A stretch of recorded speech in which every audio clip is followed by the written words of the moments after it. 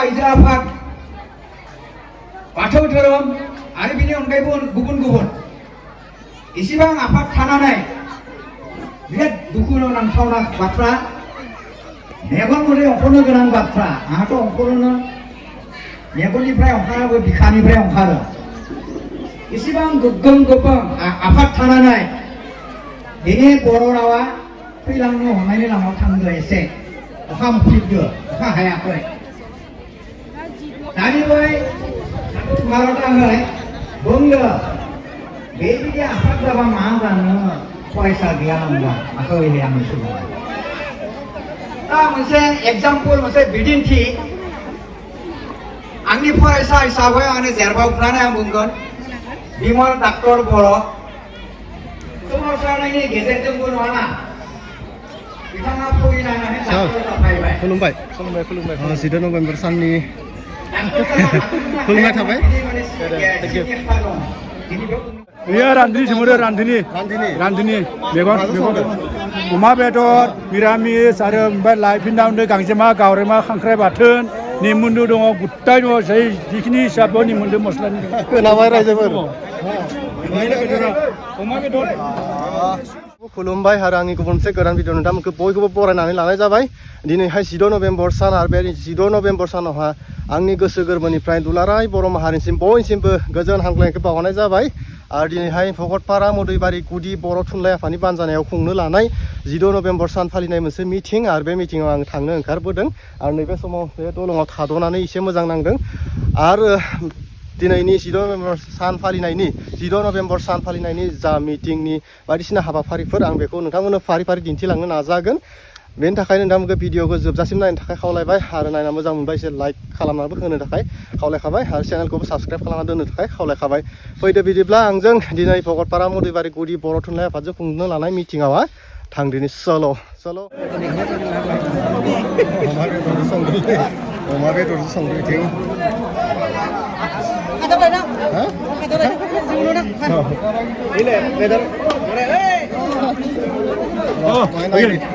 खुलुमबाय बेयो रान्धनि सोमोन्दो रान्धनि मेगन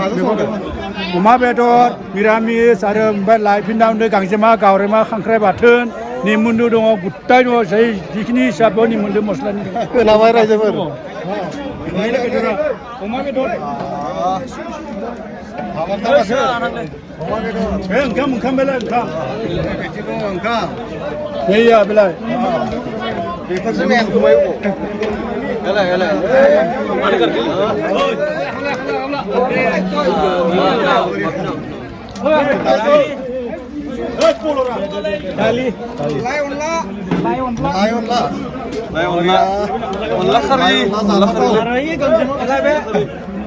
मिरामिस सब्जी गांजेमा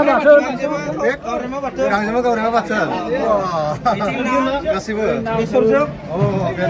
बेसरजों नाजों दै बेसर ना गोथाव होनदों दा रायजो राजासिम बिदिसिखौ बोरै जादों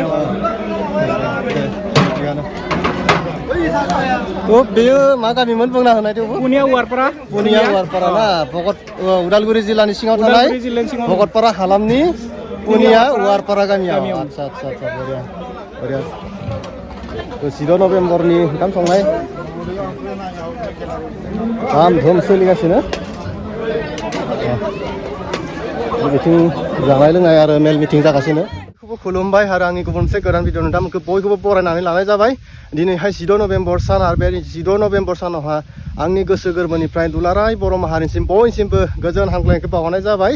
आरो दिनैहाय भकतपारा मदैबारि गुदि बर' थुनलाइ आफादनि बानजायनायाव खुंनो लानाय 14 नभेम्बर सान फालिनाय मोनसे मिटिं आरो बे मिटिंआव आं थांनो ओंखारबोदों आरो नैबे समाव बे दलङाव थाद'नानै एसे मोजां नांदों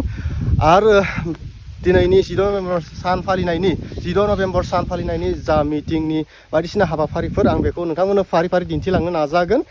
बेनि थाखाय नोंथांमोनखौ भिडिअखौ जोबजासिम नायनो थाखाय खावलायबाय आरो नायना मोजां मोनबाय एसे लाइक खालामनानैबो होनो थाखाय खावलायखाबाय आरो चेनेलखौबो साबस्क्राइब खालामना दोननो थाखाय खावलायखाबाय फैदो बिदिब्ला आंजों दिनै भकतपारा मदैबारि गुदि बर' थुनलाइ आफादजों खुंनो लानाय मिटिंआव थांदिनि चलो जाबा पारिम ना बरायलै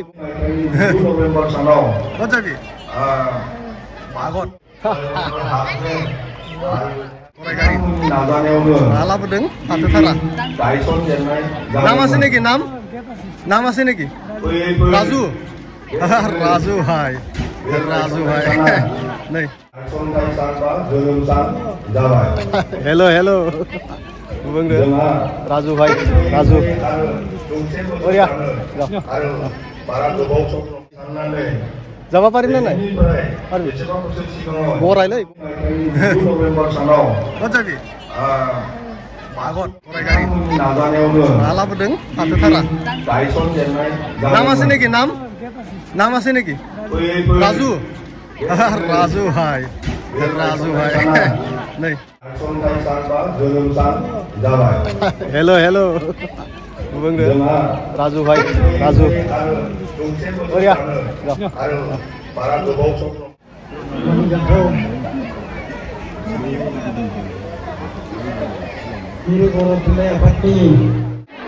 ओंखाम जादों बिथिं ओंखाम जादों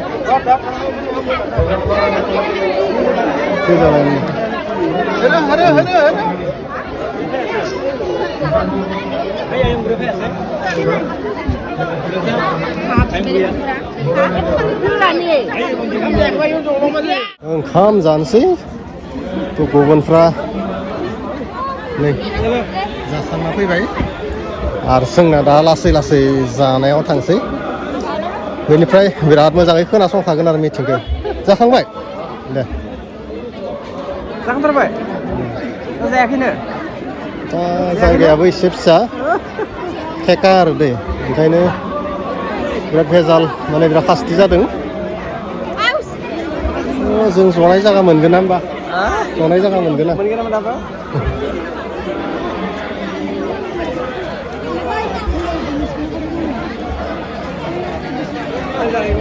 ओइ नोंसोर जनोबो जानोबो हाय जना लाखानोलै गावनि जायगाखौ नायगिरनानै जनांगोन आरो दे मेल मिटिङाव बिदिनो जाखायो र'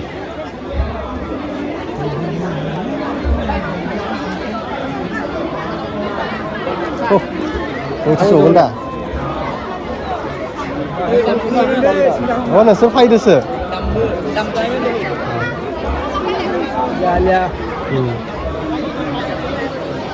जायो खान्थाव थांनो नामा खान्थाव थांजायो बै मोनसे बुजागोन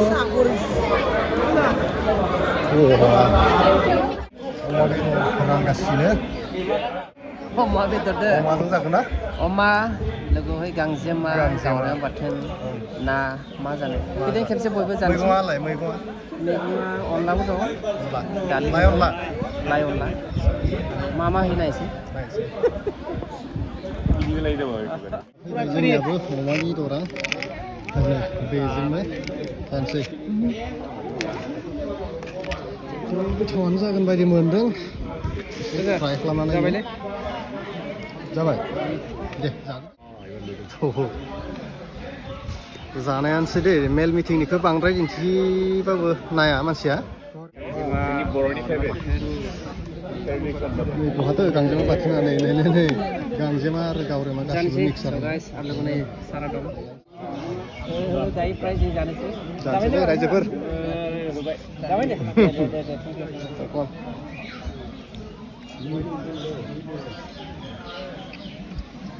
अमाजों मोजां माथो